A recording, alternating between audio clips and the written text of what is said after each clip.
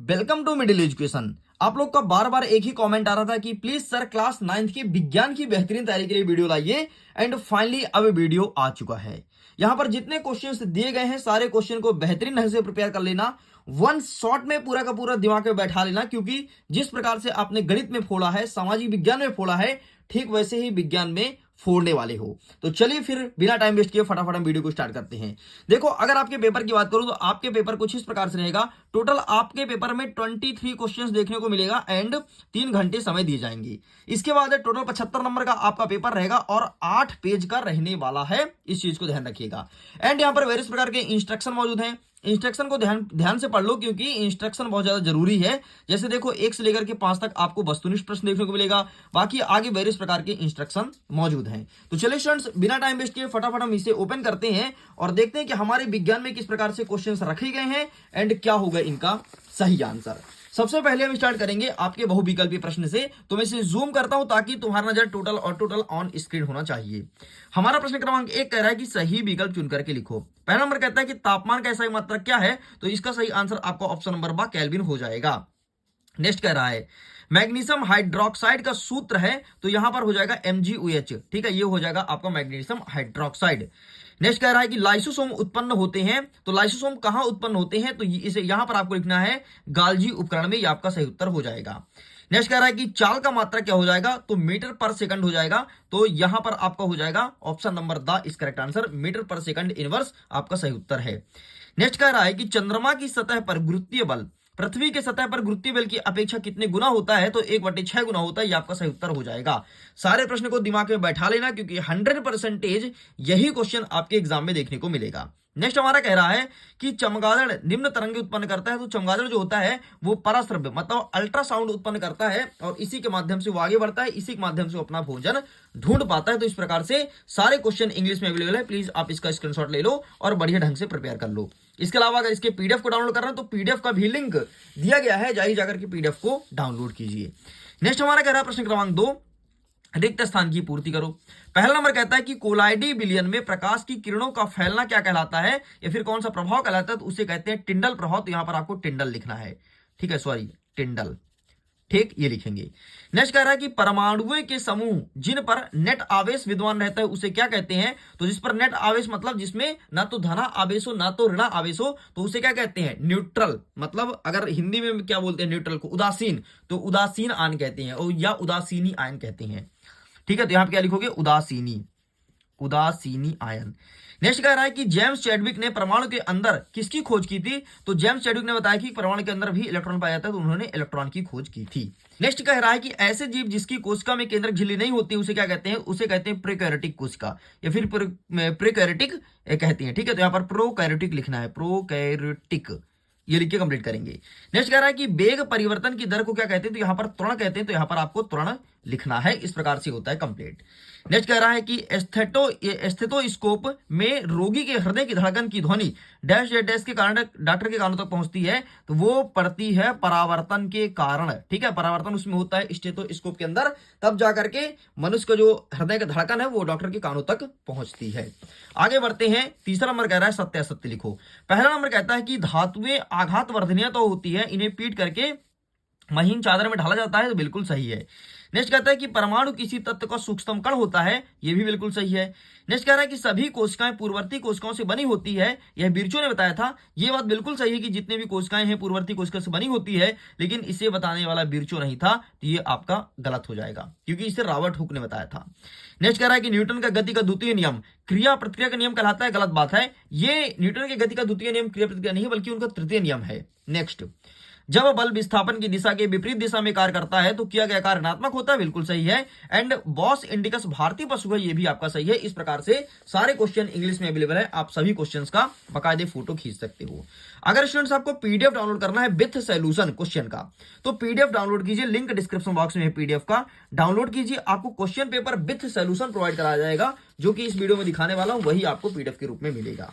आगे बढ़ते हैं। हमारा चौथा नंबर कहता है कि सही जोड़ी बनाइए। एक साइड लिखा है आ, दूसरा लिखा है बा। पहला नंबर कहता है कि द्रव का गैसों में परिवर्तन क्या कहलाएगा, तो द्रव का गैसों में बदलना ये कहलाता है आपका वाष्पीकरण, तो ये हो जाएगा आपके पहले का। नेक्स्ट कहता है डाल्टन, तो डाल्टन ने परमाणु को सिद्धांत बताया था, तो यहां पर आपको हो जाएगा परमाणु से की विभाज्यता, इसको बताने वाले डाल्टन थे, हो जाएगा दूसरे का। नेक्स्ट कहता है कालीन काइमा, कालीन काइमा उत्तक है, ठीक है, तो अभी इसे छोड़ते हैं भाई, ठीक। नेक्स्ट कहता है कि न्यूटन, तो न्यूटन ने बताया था एसआई बल का सही मात्रक न्यूटन होता है, तो ये हो जाएगा आपके चौथे का, ठीक है। नेक्स्ट कह रहा है ध्वनि, तो ध्वनि जो होती है तो यहां पर क्या हो जाएगा, ध्वनि जो होती है ध्वनि में निकलती है परसव्य तरंगे, तो ये हो जाएगा आपके पांचवे का, ठीक है। अब देखो क्या बचा, दो बचा, एक रेहू, तो रेहू में यांत्रिकी तरंगे, पौधे में लचीलापन, ठीक है। अच्छा कालीन काइमा उत्तक, पौधे में लचीलापन होता है, तो ये हो जाएगा तीसरे का, ये भी खत्म। अब एक बचा है रेहू, तो क्या क्या बचा है, यांत्रिकी तरंगे एंड पतली भित्ति युक्त पैकिंग कोशिकाएं और मध्य क्षेत्र भोजी, ये बचा हुआ है। तो भाई साहब इसका आंसर आप हमें दीजिए कमेंट सेक्शन में, एक बचा है, एक का आंसर आपको देना ही पड़ेगा, मुझे भी पता चले कि आपकी प्रिपरेशन कितनी है, ठीक है। सेम क्वेश्चन इंग्लिश में मिलेगा, प्लीज आप इसे देख लीजिए। आगे हमारा पांचवा नंबर कह रहा है एक शब्द या एक वाक्य में उत्तर दो। पहला नंबर कहता है कि बाष्पीकरण को प्रभावित करने वाले कोई एक कारक लिखो, तो यहां पर आप तापमान लिख दो ना, एक कारक बोला तापमान लिख दो, टेम्परेचर। नेक्स्ट कह रहा है कि वायु गैस में गैस का विलयन है, वायु जो है गैस में गैस का विलयन है, मतलब कई प्रकार की गैसों से मिलने से वायु बनता है, तो इसके मुख्य घटक बताना है, तो आप यहां पर लिख दो धूल के कण, ठीक है, धूल के कण लिख दो, ठीक है, आप लिख दो धूल के कण के अलावा यहां पर पत्थर लिख दो या फिर रेत लिख दो, कुछ भी लिख दो, ठीक है। आपसे दो संगठक पूछा है, घटक पूछा है। नेक्स्ट कहता है कॉपर का प्रतीक क्या होता है, तो सीयू मतलब कॉपर होता है।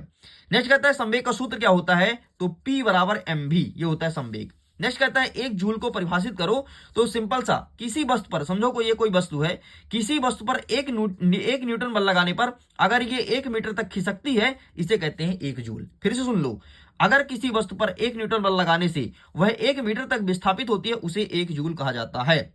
नेक्स्ट कहता है कि मिश्रित फसल से आप क्या समझते हैं, तो सिंपल सा दो या दो से अधिक फसलों को आपस में बोना या एक ही खेत में बोना मिश्रित फसल कहलाता है, ठीक है। और मिश्रित फसल हमेशा बोनी चाहिए क्योंकि इससे मिट्टी की उर्वरक शक्ति बढ़ती है। इस प्रकार से ये पूरा कंप्लीट होता है। देख लो सारे क्वेश्चन यहाँ पर इंग्लिश में अवेलेबल, बढ़िया आप इसका फोटो खींच लो।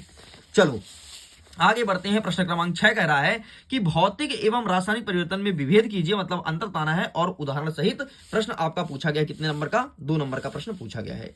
तो आइए हम आपको दिखाते हैं क्या होता है भौतिक परिवर्तन और क्या आपको लिख करके आना है, ठीक है। सॉरी, भौतिक और रासायनिक दोनों आपको मैं दिखा देता हूं, ठीक। तो ये रहा है आपके सामने, please take a screenshot.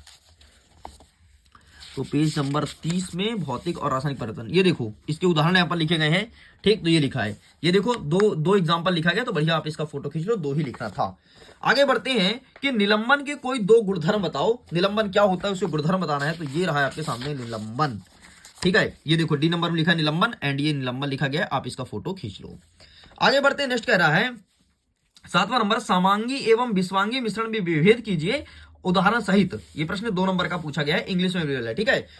And अथवा क्या कहता है कि मिश्रण तथा यौगिक में अंतर स्पष्ट करो। आइए हम आपको दिखाते हैं समांगी व विस्वांगी मिश्रण।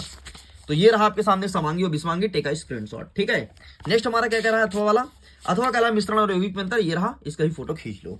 आगे बढ़ते हैं, नेक्स्ट हमारा 8वां नंबर कह रहा है कि स्थिर अनुपात का नियम किसे कहते हैं, एंड अथवा कहता है कि द्रव्यमान संरक्षण का नियम क्या है, ठीक है। स्थिर अनुपात और द्रव्यमान संरक्षण, तो आइए मैं दिखा देता हूं फटाफट आपको स्थिर अनुपात का नियम। तो ये रहा है आपके सामने सबसे पहले द्रव्यमान संरक्षण और ये रहा आपके सामने स्थिर अनुपात का नियम, ठीक है। चलो आगे बढ़ते हैं, नेक्स्ट कह रहा है कि निम्नलिखित यौगिक का रासायनिक निम्नलिखित सूत्र का यौगिक नाम बताना है। तो ये है आपका हाइड्रोजन सल्फाइड, ये है मैग्नीशियम डाइक्लोराइड, ठीक है। 2 है ना इसलिए, या फिर मैग्नीशियम क्लोराइड बोल सकते हो, लेकिन यहाँ पर 2 है इसलिए डाई बोलना पड़ेगा। तो हाइड्रोजन सल्फाइड और मैग्नीशियम क्लोराइड, ठीक है। डाई मत बोलो, क्लोराइड लिख करके काम चलाया जा सकता है। नेक्स्ट हमारा अथवा कह रहा है कि अणु और परमाणु में अंतर बताओ। तो आइए दिखाते हैं, ये रहा आपके सामने अणु और परमाणु में अंतर। आगे बढ़ते हैं, प्रश्न क्रमांक 10 कह रहा है कि रक्त के 2 कार्य बताना है। तो सबसे पहले रक्त थक्का जमाने में मदद करता है, रक्त जो होता है वो थक्का जमाने में मदद करता है, और जो रक्त होता है वो आपके बॉडी के सभी भागों को चलने फिरने के लिए वो एक तरह से ब्लड फ्लो करता है या फिर उसे उत्प्रेरक का काम करता है। नेक्स्ट कहता है रंध्र के 2 कार्य बताना है। आओ मैं रंध्र का कार्य दिखा देता हूं, ठीक है। चलो इसका आंसर आपको मिलेगा पेज नंबर 62 में, ठीक है। तो ये रहा आपके सामने रंध्र के कार्य, टेक अ स्क्रीनशॉट। चलो आगे बढ़ते हैं, नेक्स्ट बाकी यहाँ पर छोड़ देते हैं, सारे क्वेश्चन यहाँ पर होते हैं कंप्लीट। चलो आगे बढ़ते हैं, नेक्स्ट हमारा क्या कह रहा है 11वां नंबर कि चाल और वेग में 2 अंतर बताइए। क्या होता है चाल और क्या होता है वेग। तो ये रहा आपके सामने इसका अंतर, चाल और वेग, ये रहा एंड ये रहा, आपको इतना लिखना है। आगे बढ़ते हैं। अथवा कहता है कि त्वरण किसे कहते हैं, इसका मात्रक लिखिए। ये वाला प्रश्न पूछा गया है। तो आइए मैं दिखा देता हूं कि त्वरण क्या होता है। ये रहा है आपके सामने त्वरण। ठीक, एक सेकंड। क्या पूछा, त्वरण किसे कहते हैं, इसका मात्रक बताना है ना। तो ये रहा आपके सामने त्वरण, ये टेका स्क्रीनशॉट। ठीक है, ये लिखा है। नेक्स्ट हमारा क्या कह रहा है कि चाकू या कुल्हाड़ी धारदार क्यों बनाए जाते हैं। तो इसका आंसर आप दीजिए कमेंट सेक्शन में। देखता हूं सबसे पहले कौन स्टूडेंट देता है। जिस स्टूडेंट का आंसर सबसे सही रहेगा, मुझे अच्छा लगेगा, मैं इसको हार्ट दूंगा। अथवा में कहता है कि किसी वस्तु के घनत्व से क्या तात्पर्य है, उसका एसआई मात्रक बताना है। तो किसी वस्तु के घनत्व से क्या तात्पर्य है, आइए हम देखते हैं घनत्व क्या होता है। ये लिखा गया है आपके बारे में, घनत्व के बारे में। तो टेका स्क्रीनशॉट, नंबर देख रहे हो, ये बस इतना तुम्हें लिखना है। आगे बढ़ते हैं। 13 नंबर कह रहा है कि आर्किमिडीज के सिद्धांत के 2 अनुप्रयोग बताना है। और अथवा कहता है कि मुक्त पतन से क्या समझते हैं। तो आर्किमिडीज के सिद्धांत, आइए हम दिखाते हैं क्या होते हैं इनके सिद्धांत। ये रहा आपके सामने आर्किमिडीज के सिद्धांत। ठीक है, एंड अथवा क्या कहता है, मुक्त पतन। ठीक है, तो मुक्त पतन भी दिखा देता हूं। एंड ये रहा है आपके सामने मुक्त पतन। ठीक है, तो आप इसका फोटो खींच लो। आगे बढ़ते हैं। नेक्स्ट हमारा कह रहा है 14 नंबर कि एक विद्युत हीटर को घोषित शक्ति मतलब 1500 वाट है। तो 10 घंटे में यह कितनी ऊर्जा का उपयोग करेगा। ठीक है, ये प्रश्न पूछा गया है। तो इसका आंसर आपको यहां पर दिया गया है। ठीक, तो आप इसका फोटो खींच लो। चलिए आगे बढ़ते हैं। नेक्स्ट क्या कह रहा है अथवा में कि शक्ति को परिभाषित कीजिए और इसका एसआई मात्रक बताना है कि क्या होता है शक्ति। तो इसका आंसर ये रहा आपके सामने, शक्ति को परिभाषित कीजिए। ठीक है, ये लिखा है ना शक्ति, ये लिखा है पावर। तो ये और इसका एसआई मात्रक यहां पर लिखा गया है कि शक्ति का एसआई मात्रक वाट होता है, इतना लिखना है। आगे बढ़ते हैं। नेक्स्ट क्या कह रहा है, नेक्स्ट कह रहा है 15 नंबर कि किसी वस्तु की गतिज ऊर्जा क्या होती है, इसका सूत्र बताना है। एंड अथवा में क्या कह रहा है वो बाद में देखेंगे, सबसे पहले गतिज ऊर्जा वाला देख लेते हैं। तो ये रहा है आपके सामने गतिज ऊर्जा। ठीक, ये प्रश्न लिखा है। दूसरा नंबर का प्रश्न देख लो। एंड अब हम देखेंगे इसका आंसर। ये रहा आंसर, टेक अ स्क्रीनशॉट, अपने हिसाब से आंसर को छोटा बड़ा कर सकते हो। ठीक है, नेक्स्ट हमारा क्या कह रहा है अथवा वाला, 15 किलोमीटर द्रव्यमान की एक वस्तु 4 मीटर पर सेकंड यूनिवर्स के एक समान वेग से गतिशील है। तो वस्तु की गतिज ऊर्जा क्या होगी, ये प्रश्न पूछा गया है। तो इसका आंसर मैं दिखा देता हूं फटाफट। ये रहा आपके सामने, टेक अ स्क्रीनशॉट। ठीक है, चलो आगे बढ़ते हैं। नेक्स्ट क्या कह रहा है 16 नंबर कि पराध्वनि मतलब पराशब्द के 2 अनुप्रयोग बताना है। और अथवा कहता है कि अनुकरण किसे कहते हैं, स्पष्ट कीजिए। आइए मैं दिखाता हूं आपको पराशब्द के 2 अनुप्रयोग। तो ये रहा, टेक अ स्क्रीनशॉट, आप इसका फोटो खींच लो और बढ़िया अच्छे ढंग से प्रिपेयर कर लेना। चलो साइड करते हैं। नेक्स्ट अथवा कहता है कि अनुकरण किसे कहते हैं, स्पष्ट कीजिए। अनुकरण किसे कहते हैं, स्पष्ट कीजिए, प्रश्न पूछा गया है। तो ये रहा आपके सामने अनुकरण, आप इसका फोटो खींच लो। आगे बढ़ते हैं। नेक्स्ट कह रहा है 17 नंबर कि व्यावसायिक मधु उत्पादन के लिए एक देसी किस्म की मधुमक्खियां और एक इटालियन किस्म की मधुमक्खी का नाम बताओ। ये प्रश्न पूछा गया है। तो इसका भी आंसर मैं दिखा देता हूं कि क्या होगा इसका सही आंसर। ये रहा आपके सामने मधुमक्खी पालन के लिए। ठीक है, एंड ये तुम्हें लिखना है। आगे बढ़ते हैं। नेक्स्ट हमारा अथवा कहता है कि मिश्रित मछली संवर्धन के कोई 2 लाभ बताना है। मिश्रित मछली संवर्धन, ये रहा। ठीक है, जो गुण है ना, गुण वाला आपको लाभ में लिखना है। ठीक है, और दोष मतलब हानि कहलाता है और गुण लाभ कहलाता है।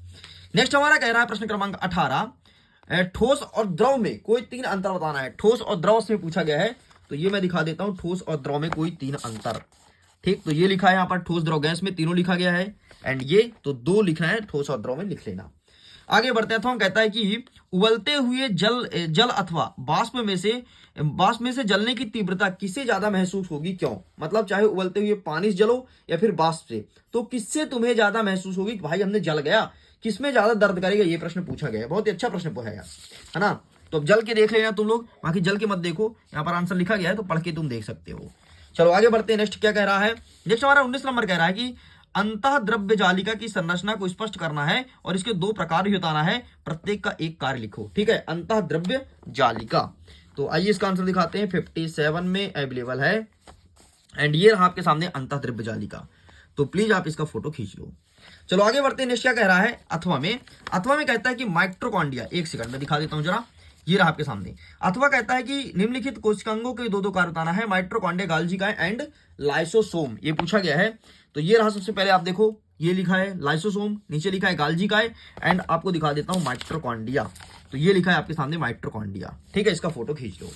चलिए आगे बढ़ते हैं। नेक्स्ट हमारा कह रहा है प्रश्न क्रमांक 20, बस की छत पर रखे सामान को रस्सी से बांधा जाता है, क्यों? ऐसा क्या रीजन है कि बस पर जो सामान रखते हो उसे रस्सी से बांधा जाता है? अरे बोलोगे सर नहीं बांधे तो लुढ़क नहीं जाएगा। अरे लुढ़क तो जाएगा, लेकिन साइंटिफिक रीजन क्या है? ठीक है, ये चीज तुम्हें बताना है एंड ये रहा आपके सामने आंसर। आगे बढ़ते हैं नेक्स्ट अथवा कहता है कि गति के द्वितीय नियम की व्याख्या करना है एंड संवेग का जैसा ही मात्रक बताना है। तो न्यूटन का सेकंड लॉ आपको बताना है, सिंपल सा। ठीक है, तो ये कौन सा प्रश्न है? प्रश्न क्रमांक 20 एंड इसका आंसर ये रहा आपके सामने। सबसे पहले संवेग वाला देख लो। ठीक, ये और न्यूटन का सेकंड लॉ ना, तो गति के संबंधित द्वितीय नियम, रुकना ये दिखाता हूं। ये रहा गति का द्वितीय नियम। ठीक, तो द्वितीय नियम यहां से उठा के लिख देना। आगे बढ़ते हैं, नेक्स्ट क्या कह रहा है? प्रश्न क्रमांक 21, समस्थानिक और संभारिक को उदाहरण सहित परिभाषित करना है और समस्थानिकों के दो उपयोग भी बताना है। अथवा कहता है कि रदरफोर्ड के परमाणु मॉडल को परिभाषित करना है और इसकी कमियां भी बताना है। आइए सबसे पहले हम देख लेते हैं समस्थानिक वाला, फिर आगे कवर अप करेंगे। तो आपको जाना पड़ेगा इसके लिए पेज नंबर 50 में एंड ये यहाँ पर लिखा गया है समस्थानिक और संभारिक। आप इसका फोटो खींच लो। आगे बढ़ते हैं, नेक्स्ट क्या कह रहा है कि रदरफोर्ड के परमाणु मॉडल अथवा वाला पूछा गया है।